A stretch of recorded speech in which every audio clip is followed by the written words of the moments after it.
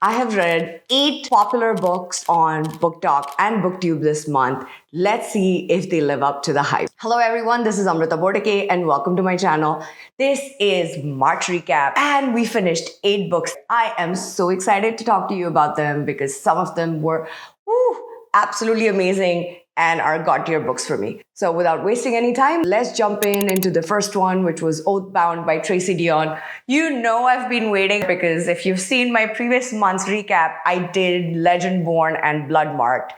And I was waiting for Oathbound for this month. I am sorry to the other people who have been waiting for a year and a half or 2 years for this book. I don't know how you did it. You have my sympathies. Because wow, I was biting my nails until I got that book in my hands. And if you get a chance, I have a playlist on the channel that is reading vlog in shorts. Go check it out as I was reading it. It was phenomenal. Coming back to the book, it was an amazing third book that continued the story really well. I saw great development in the characters from the first book. Bree, the 16-year-old naive Bree that has gone into college in the first book of Legendborn, and as she's trying to find her way into Bloodmarked, finally is finding her feet in Oathbound. And wow, different layers of things that we go through. I don't know if you're Team Cell or Team Nick. I feel they're both Team Bree, so I don't know. I'm a little bit biased towards Team Nick after reading this book. Until then, I was kind of neutral about it, to be honest. I was like, I don't know. But I like Cell, but he's too mean to her. And I don't know if I want her to have this kind of a toxic relationship. And then this book, Nick just steps up. Wow. That was amazing. So one of the things I really enjoyed about this book is how much the characters develop from the first book where we have met them to this book. It is fast-paced. It doesn't slow down at all. I was trying to slow myself down because I did not want to gobble it up. And I felt like if I gobbled it up, I would miss out on a lot of details and I was going to be kept waiting until the fourth book. Because right before the release of this book, I thought this was going to be the last book and it was a trilogy and the book series was going to end with this. But right before it, I think I saw one of the interviews from Tracy Deonn and she said there's going to be another book 4. So I knew this was going to end on a cliffhanger and I didn't know when the next book was coming out. So I knew I had to pace myself. And I'm glad I did because I tell you, this book was... oh my gosh. The joy that this book has given me this month, amazing. I loved every single moment of it. The part that adds on to my enjoyment of the series is the found family that is surrounding Bee. How much they are for Bree and cheering for her and rooting for her and helping her out, even when she doesn't realize it. And I think that was something just phenomenal that I have seen in the book, because a lot of these fantasy stories that I have read recently have such toxic families around you and everybody's trying to pull each other down and it's just, you just are like, it just frustrates me to no end. And this book just gave me joy and just filled my heart. It felt like a nice cozy hug, and it was still fast-paced and there was still things going on and we were still like going from one thing to another and to another to another. It was amazing. Please, if you have not read this series yet, what are you doing? Pick it up right now because you will not regret it. Start from Legendborn and then work your way to Oathbound. This is one amazing series. This was my second 6-star fantasy read for the year. The first one, as you remember, was Will of the Many, and this one was another 6-star because the first 2 books for me were 5-star reads, but I feel like, yeah, they kind of live in my brain rent-free, but not as much as Oathbound does. Oathbound now, I think, is just there. It just lives rent-free in my brain. Actually, no, this was my third 6-star fantasy read for the year. I am having a really good year in terms of reading this year. I think I have been focused on a lot of these fantasies and romances that people are talking about. And I am finding really, really good gems in these books. So yeah, 6-star read, would highly recommend it. And please, if you have not read Legend Born yet, what are you doing? Go read it. The next book was a super popular book on BookTok, and everybody was talking about it, and that was Heavenly Bodies by Imani Iru. And this was a disappointment for me. I feel like this book did not live up to its hype. The world building was kind of okay. I wanted to know more information. There is so much going on. I just didn't get enough information. And one thing it did do right, which I would give the author credit for, is it did do enemies to lovers right. Because I don't know how she's falling in love with that guy. I don't see it. I really don't see it. It's not happened yet, and I don't know how it's going to happen in the next book. Because one of the things, without giving a lot of the plot away, there is something that happens in the book that I feel like should not encourage for her to fall in love. And it almost feels like Stockholm syndrome-ish to me. So yeah, I didn't like it from get-go. So I see the enemies to lovers. I see it. Great job, because I don't know how they're going to go from that to being lovers. I mean, I could, because it is a problem and it's a more problematic toxic relationship then. I don't know. So I wasn't a fan of it. And the pacing was okay. It slowed down a lot in the middle that I was just like, I was bored and I was flipping through the pages. I did want to get to the end of it because I did not want to DNF this book, just because at the end of it, I wanted to be like, okay, was I wrong, or did it get better towards the end? And it did. So if there was one book I would recommend skipping, is this one. It was a 3-star read for me because the premise is very intriguing. I loved the premise. I loved the core story of it. I just didn't find it implemented as well. And there was just too much hype around it rather than actually being a great read. So yeah, this is one I would definitely recommend skipping. The next book or set of books, because I read the whole series that is available until now, and that is the Legacy series by Melissa K. Rorich. And the first book that I read was Reign of Shadows and Endings. And first off, like beginning with anything else, the titles are just annoying to me because they are just off this and that. Authors, please, I beg of you, stop with these titles. They are so annoying. I can't remember them. It's hard to talk about them. Just make the titles easier for us to talk about, please. Yeah, this was way too long of a title. I still have to look it up every time I have to talk about it because I just can't remember it. Let's start with the first book. The first book, I did not like this at all. I genuinely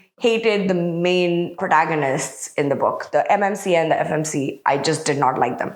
I felt that there were a lot of issues with consent, and if you don't like that, please do not pick this book up. Yes, it is supposed to be a dark fantasy, but even in dark fantasy, I'm not a huge fan of the book where he's not paying attention to consent at all. And even though it is not related to anything related to the spice element of it, there is that undertone and there is that expectation, but it's consent in relation to her body where he is injecting her with stuff. I really don't want to give a lot of it away, and I don't want to put any spoilers, but I would say that just drove me crazy throughout the book.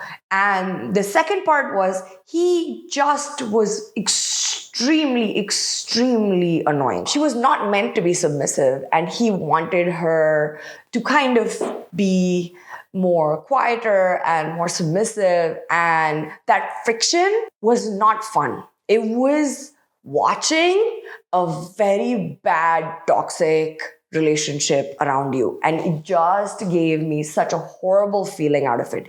It was not so much as, oh, let's watch this is going to be fun. No, it was just horrifying to watch it. If any one of my friends is in a relationship like this, I would be like, you need to get away from this person because none of you are good for each other. You need to stay away from each other. This was not meant to be a good relationship for either one of them. Yeah, I would not recommend it. That was the first book. But to give the author credit, I don't know why I could not put the book down. As horrible as I felt, I just could not put the book down. I don't know what she's put in it. I don't know how she writes it. It is addicting. It is extremely addicting. So I finished the first book, went on to the second because I was like, what is going to happen in the second book? I know I should have stopped, but I just couldn't. And in the second book, I met someone who I actually liked the second book for, and that was Axel. And I feel like the second book should have been dedicated to Axel and Axel alone. Theon and Tessa should have been kept away from it because, wow, this was one amazing character. Now I see in him the darkness, and I also see in him the light that I can support. In Theon, I just don't see it. And even though he kind of gets better in this second book, Tessa gets worse. So I feel like Tessa just went from this okay character who is like trying to fight for her life and for her rights to this character who's just become plain evil now. Doesn't care about people, doesn't care about people's lives. Yeah, she was not meant to be a main character. She was meant to be a side character who maybe turned into a villain. The main character for the second and even the third book was supposed to be Axel and Luca. Wow, Luca. But this also is a MFM romance. So if you don't like those kind of romances, then this one's not for you. If you do, then maybe you should pick this up. I would warn you, still problem with Tessa and Theon. But Luca and Axel are such amazing characters. Oof, wow.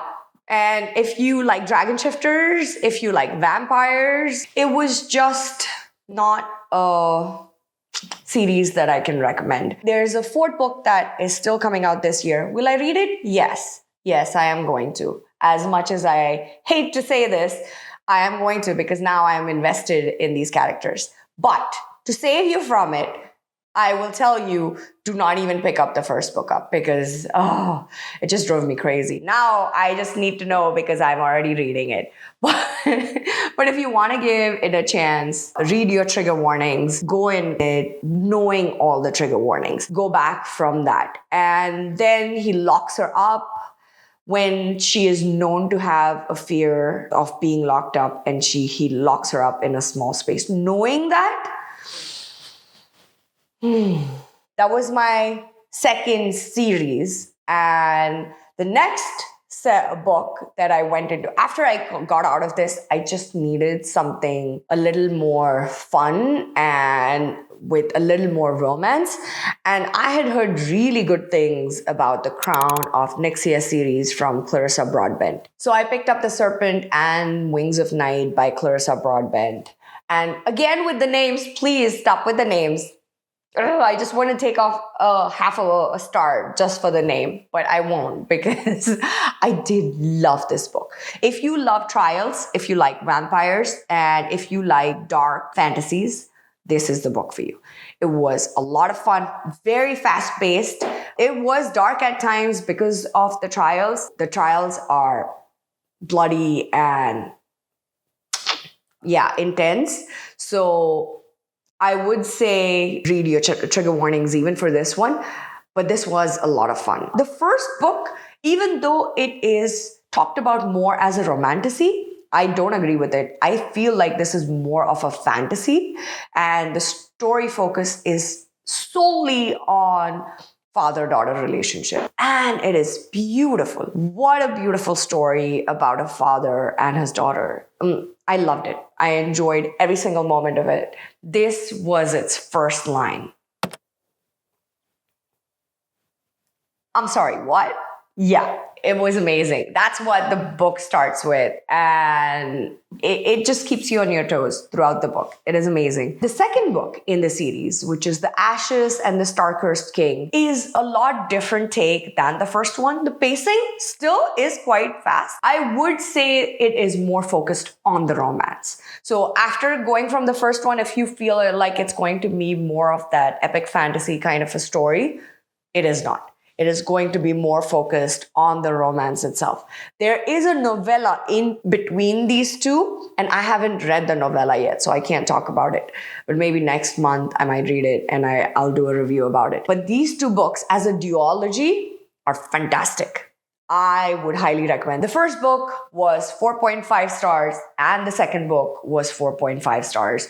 These are both enjoyable reads, fast-paced and keep you entertained, will get you engaged with the characters. Rain is going to be one of my favorite book boyfriends. He is going on that list for sure. I love the way he talks about her. He is so much of a goner for her that it is amazing to read that and see him be that much in love with her. Oriah, I liked Oriah's character. I felt like she was strong. She stood up for herself. Yeah, I don't enjoy the usual categorization of the cliche looks of how she looks and how he looks, how she's supposed to be this tiny petite girl who has no experience, but then becomes the strong, most powerful person in the book. Yeah, that, not that relatable and kind of is cliche. But if I put that aside, the character itself was really well written and really enjoyable. I loved it. Miche in the book, when I met her, was a character that I really rooted for. So I want to know more of her story. And there's a book that is already out that is her story, and there's another one that is coming out that is going to be a duology of that book. So I am holding off until the next book comes out so I can just read it as a duology. So that is 7 books. Coming to the last book of this month. Wow, what a treat. This book was such a treat of a book because it was First Time Caller by B.K. Borison. And if you want a cozy hug of a book that will give you all the feels and will make you feel happy inside and give you one of those, old rom-com kind of feels to it, like Sleepless in Seattle, which the book is a little bit based on, or Harry Met Sally, or even While You Were Sleeping. Or you've got Mail that give you that warm, cozy feeling inside and make you feel awesome and you want to watch it or read it on a rainy, gloomy day. Or if you're just feeling low, this is the book for you. It is amazing. I love Aiden and Lucy so much. It is based on Aiden, who's hosting a romance hotline on radio, but doesn't believe in romance anymore, or if he ever did, and is kind of jaded. And then on one of the evenings, Lucy's daughter, Maya, gets on the call with him to ask about dating advice for her mother. And Lucy finds out about this call that Maya is on and gets on the call. And this conversation between Lucy and Aiden goes viral. And now the entire country is invested into finding Lucy the perfect match. And I love it. I love how Aiden talks about her. I love how he feels about her. And the people surrounding Lucy, oh, that is amazing. Even the people surrounding Aiden, it's just all gives me this warm, cozy feeling in my heart. This was a god-tier book for me. 6 stars. I'm always going to pick this up whenever I go through a slump and I need something to cheer me up. This is the book I'm going to pick up. It was amazing. Would highly, highly recommend it. So that was my reading wrap-up for March.